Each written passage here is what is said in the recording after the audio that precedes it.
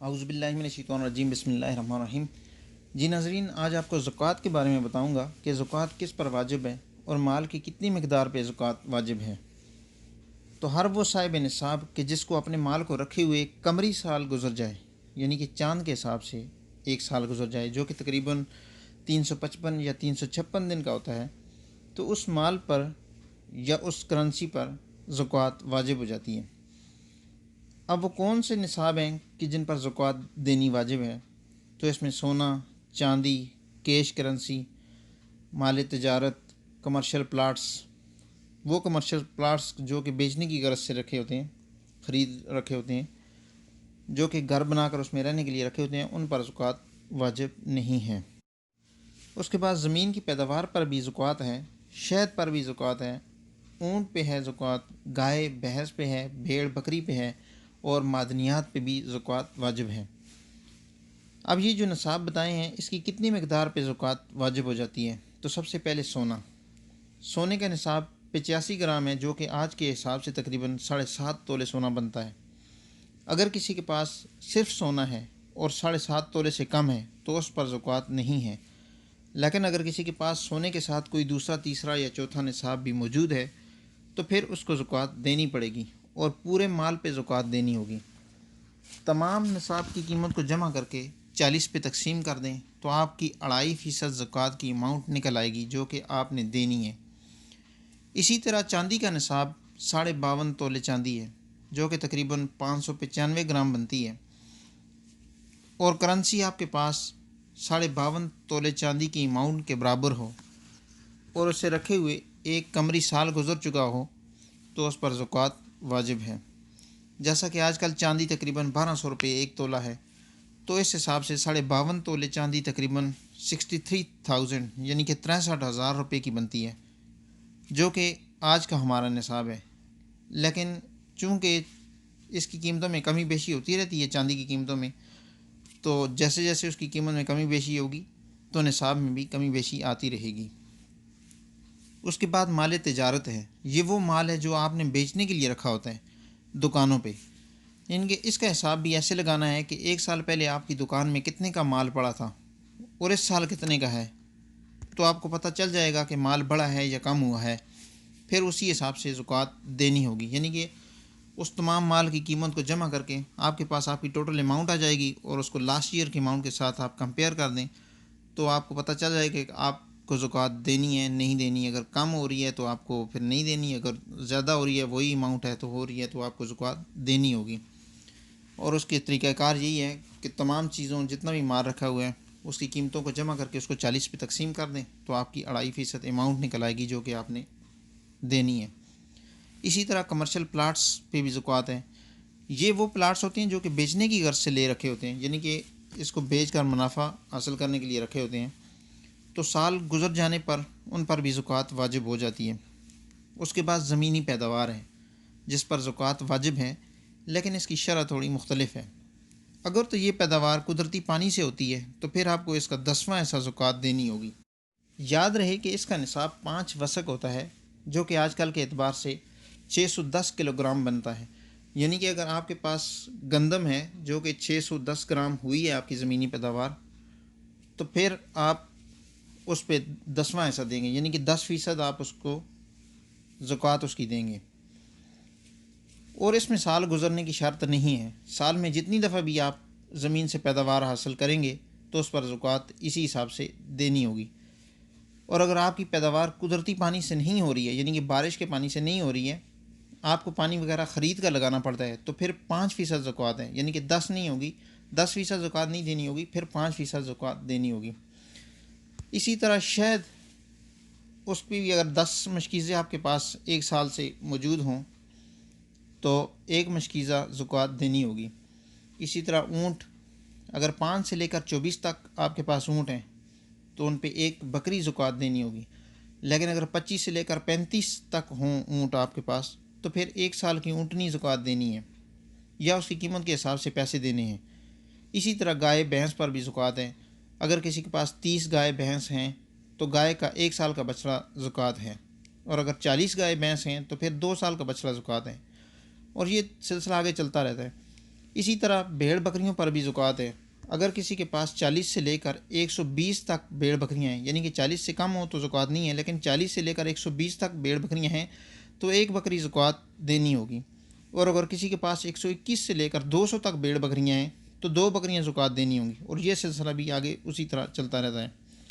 پھر معدنیات آ جاتی ہیں، تو معدنیات پہ زکوٰۃ سب سے زیادہ واجب ہے، یعنی کہ 20% زکوٰۃ دینی ہوگی معدنیات سے۔ معدنیات سے مراد وہ تمام اشیاء جو زمین سے کھود کر نکالی جاتی ہیں، جیسے سونا ہے، نمک ہے، لوہا ہے، سنگ مرمر، کوئلہ وغیرہ، اور اسی طرح کی بہت سی اشیاء ہیں، تو ان پہ 20% زکوٰۃ ہے۔ اب زکوٰۃ دینی کس کو چاہیے؟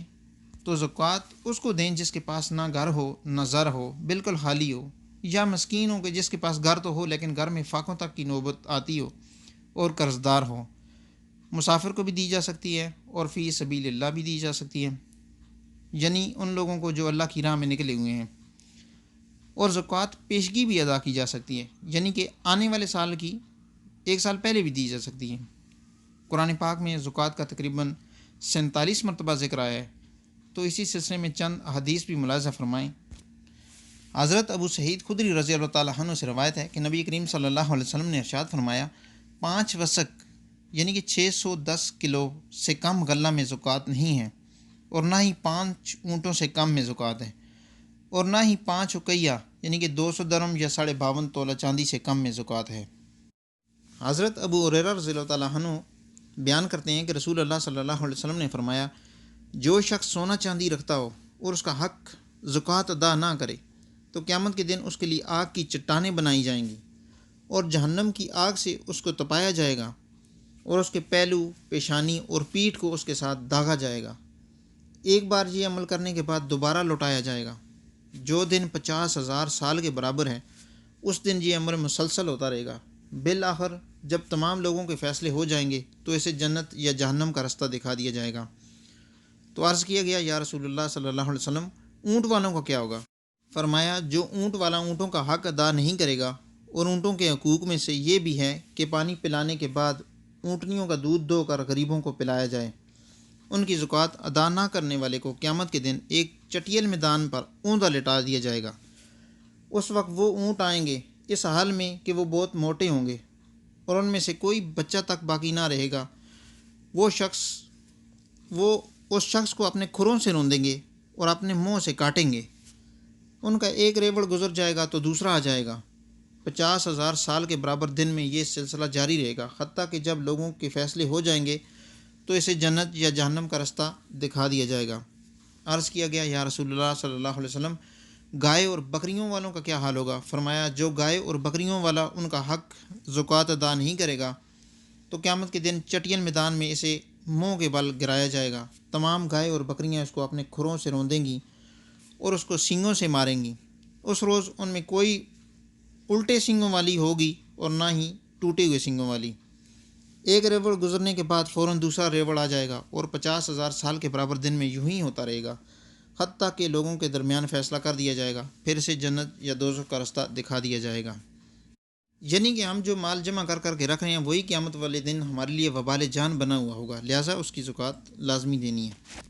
حضرت ابو ہریرہ رضی اللہ عنہ سے روایت ہے کہ نبی کریم صلی اللہ علیہ وسلم نے فرمایا، میرے لیے یہ بات خوشی کا باعث نہیں ہے کہ احد پہاڑ میرے لیے سونے کا بن جائے، اور تیسرے دن میرے پاس ان میں سے کوئی دینار باقی ہو، مگر اس دینار کے جس کو میں ادائیگی قرض کے لیے باقی رکھوں۔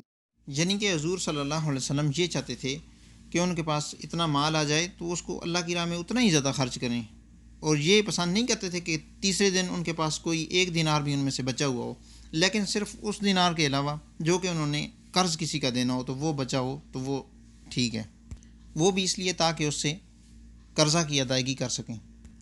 حضرت ابو ہریرہ رضی اللہ عنہ سے روایت ہے کہ نبی کریم صلی اللہ علیہ وسلم نے فرمایا، اللہ تعالیٰ فرماتے ہیں کہ اے بنی آدم، خرچ کر، میں تجھ پر خرچ کروں گا۔ نیز فرمایا، اللہ تعالیٰ کا دایاں ہاتھ بھرا ہوا ہے، رات دن کے خرچ سے اس میں کوئی کمی نہیں آتی۔ دایاں ہاتھ یعنی کہ دینے والا ہاتھ۔ اور اللہ کی راہ میں خرچ کرنے میں بھی اپنے اہل و عیال، عزیز و اقارب، جو آپ کے قریب رشتہ دار ہیں، ان پر خرچ کرنا زیادہ افضل ہے۔ اسی سلسلے میں ایک حدیث ہے، حضرت ابو ہریرہ رضی اللہ عنہ سے روایت ہے کہ رسول اللہ صلی اللہ علیہ وسلم نے فرمایا، وہ دینار جس کو تو اللہ کے راستے میں خرچ کرتا ہے، اور وہ دینار جس کو تو اپنے غلام پر خرچ کرتا ہے، اور وہ دینار جو تو نے مسکین پر خیرات کر دیا، اور وہ دینار جو تو نے اپنے اہل و عیال پر خرچ کیا، ان میں سب سے زیادہ ثواب اس دینار کا ہے جو تو نے اپنے اہل و عیال پر خرچ کیا۔ حضرت عائشہ رضی اللہ تعالیٰ عنہ سے روایت ہے کہ ایک آدمی نبی کریم صلی اللہ علیہ وسلم کی خدمت میں حاضر ہو کر کہنے لگا، یا رسول اللہ صلی اللہ علیہ وسلم، میری والدہ بغیر وصیت کے فوت ہو گئی ہے، اور میرا گمان ہے کہ اگر وہ بات کرتی تو وہ مجھے صدقہ کا کہتی، اگر میں ان کی طرف سے صدقہ کروں تو اس کو ثواب ہو جائے گا؟ تو آپ صلی اللہ علیہ وسلم نے فرمایا ہاں، یعنی کہ اس کا مطلب یہ ہے کہ آپ اپنے مردوں کے لیے بھی صدقہ کر سکتے ہیں۔ تو بیسیکلی صدقہ کی تعریف کیا ہے؟ تو اسی سلسلے میں ایک حدیث ہے، حضرت ابو بردہ رضی اللہ تعالیٰ عنہ اپنے والد سے روایت کرتے ہیں کہ نبی کریم صلی اللہ علیہ وسلم نے فرمایا، ہر مسلمان پر صدقہ لازم ہے۔ عرض کیا گیا، اگر یہ نہ ہو سکے تو کیا حکم ہے؟ فرمایا، اپنے ہاتھوں سے کمائے اور اپنے آپ کو نفع پہنچائے اور صدقہ کرے۔ عرض کیا، اگر اس کی بھی طاقت نہ رکھتا ہو تو کیا حکم ہے؟ فرمایا، ضرورت مند مصیبت زدہ کی مدد کرے۔ آپ سے عرض کیا گیا، اگر یہ بھی نہ ہو سکے تو آپ صلی اللہ علیہ وسلم نے فرمایا، نیکی کا حکم کرے، اور یہ بھی نہ کر سکے تو آپ صلی اللہ علیہ وسلم نے فرمایا کہ برائی سے رک جائے، یہ بھی صدقہ ہے۔ حضرت ابو ہریرہ رضی اللہ تعالیٰ عنہ سے روایت ہے کہ رسول اللہ صلی اللہ علیہ وسلم نے ارشاد فرمایا، ہر روز طلوع آفتاب کے بعد انسان کے ہر جوڑ پر صدقہ واجب ہوتا ہے۔ دو آدمیوں کے درمیان انصاف کرنا بھی صدقہ ہے، کسی کو سواری پر سوار ہونے میں مدد دینا بھی صدقہ ہے، اور سواری پر کسی کا مال لادنا بھی صدقہ ہے، اچھی بات کہنا بھی صدقہ ہے، نماز کو جانے کے لیے ہر قدم صدقہ ہے، اور راستہ سے تکلیف دہ چیز کو ہٹانا بھی صدقہ ہے۔ اور حضرت ابو ہریرہ رضی اللہ تعالیٰ عنہ سے روایت ہے کہ رسول اللہ صلی اللہ علیہ وسلم نے ارشاد فرمایا، ہر روز صبح کو دو فرشتے نازل ہوتے ہیں، ایک کہتا ہے اے اللہ خرچ کرنے والے کو اور مال عطا کر، اور دوسرا کہتا ہے اے اللہ بخیل کا مال تباہ کر دے۔ ایک اور حدیث میں حضرت ابو ہریرہ رضی اللہ تعالیٰ عنہ بیان کرتے ہیں کہ رسول اللہ صلی اللہ علیہ وسلم نے فرمایا، جو شخص اپنی کمائی سے ایک کھجور بھی صدقہ کرتا ہے، اللہ تعالیٰ اس کو اپنے دائیں ہاتھ سے قبول کرتا ہے اور پھر اس کو بڑھاتا رہتا ہے، جس طرح تم میں سے کوئی شخص اپنے گھوڑے یا اونٹ کے بچے کو پالتا ہے، حتیٰ کہ وہ پہاڑ سے بڑھ جاتا ہے۔ حضرت ابو ہریرہ رضی اللہ تعالیٰ عنہ سے روایت ہے کہ رسول اللہ صلی اللہ علیہ وسلم نے فرمایا، خاوند کی موجودگی میں کوئی عورت اس کی اجازت کے بغیر نفلی روزہ نہ رکھے، اور شوہر کی موجودگی میں اپنے کسی محرم کو بغیر اس کی اجازت کے نہ آنے دے، اور اس کی کمائی سے اس کی اجازت کے بغیر جو کچھ خرچ کرے گی اس میں سے آدھا اجر عورت کو ملے گا۔ حضرت اسمہ بنت ابی بکر رضی اللہ تعالیٰ عنہ بیان کرتی ہیں کہ رسول اللہ صلی اللہ علیہ وسلم نے فرمایا، خرچ کرو اور گن گن کے نہ رکھو، ورنہ اللہ تعالیٰ بھی تمہیں گن گن کر دے گا۔ حضرت عبداللہ بن عمر رضی اللہ تعالیٰ عنہ سے روایت ہے کہ رسول اللہ صلی اللہ علیہ وسلم نے ممبر پر صدقہ کرنے اور سوال سے بچنے کا ذکر کرتے ہوئے ارشاد فرمایا، اوپر والا ہاتھ نیچے والے ہاتھ سے بہتر ہے، اور اوپر والا خرچ کرنے والا ہے اور نیچے والا ہاتھ مانگنے والا ہے۔ حضرت معاویہ بن ابی سفیان رضی اللہ تعالیٰ عنہ سے روایت ہے، انہوں نے فرمایا، میں نے اللہ کے رسول صلی اللہ علیہ وسلم سے سنا، آپ صلی اللہ علیہ وسلم نے فرمایا، اللہ جس کے ساتھ بھلائی کا ارادہ کرتے ہیں اسے دین کی سمجھ عطا کرتے ہیں، اور میں صرف تقسیم کرنے والا ہوں، اور اللہ دیتا اللہ ہی ہے۔ حضرت ابو ہریرہ رضی اللہ عنہ سے روایت ہے کہ رسول اللہ صلی اللہ علیہ وسلم نے فرمایا، جو لوگوں سے صرف اپنا مال بڑھانے کی غرض سے مانگتا ہے تو یہ انگاروں کو مانگتا ہے، خواہ کم لے یا زیادہ جمع کر لے۔ حضرت ابو ہریرہ رضی اللہ عنہ سے روایت ہے کہ رسول اللہ صلی اللہ علیہ وسلم نے ارشاد فرمایا، دولت مندی کثرت مال سے نہیں ہوتی بلکہ دولت مندی دل کے غنی ہونے کا نام ہے۔ تو ناظرین، یہ چند حدیث آپ کے سامنے بیان کی ہیں، اللہ پاک ہم سب کو ان پر عمل کرنے کی توفیق عطا فرمائے۔ وما علینا الا البلاغ، جزاک اللہ خیر۔